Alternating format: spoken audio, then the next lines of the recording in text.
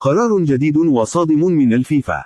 قرر الاتحاد الدولي لكرة القدم فيفا استبعاد أحد الأندية المشاركة من بطولة كأس العالم للأندية في نسختها المستحدثة 2025 والتي ستقام في أمريكا الصيف المقبل. وتستضيف الولايات المتحدة الأمريكية منافسات كأس العالم للأندية في الفترة بين 15 من يونيو و13 من يوليو بمشاركة 32 فريقا. ويشارك الأهلي المصري في تلك النسخة من كأس العالم للأندية، حيث يتواجد في مجموعة تضم كل من إنتر ميامي الأمريكي، بورتو البرتغالي وبالميراس البرازيلي.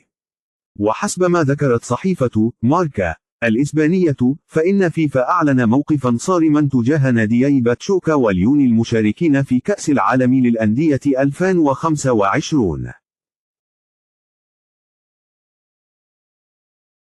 البداية كانت عندما أعلن الاتحاد الدولي لكرة القدم أن أحد الناديين لن يشارك في البطولة المرتقبة لكونهما ينتميان إلى ملكية واحدة، مما يعني مخالفة القواعد.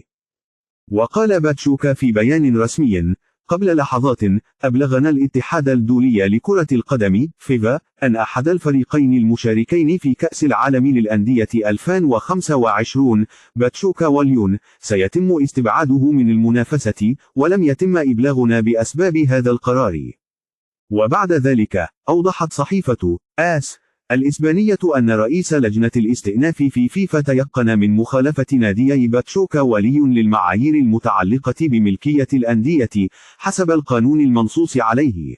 ولهذا السبب قرر الاتحاد الدولي لكرة القدم عدم السماح لنادي ليون بالمشاركة في البطولة، وأعلن أنه سيكشف عن بديله في الوقت المناسب حسب المادة 10 الفقرة رقم 4 في اللوائح، دون الكشف عن ماهيتها أو السبب وراء تفضيل ناد على آخر.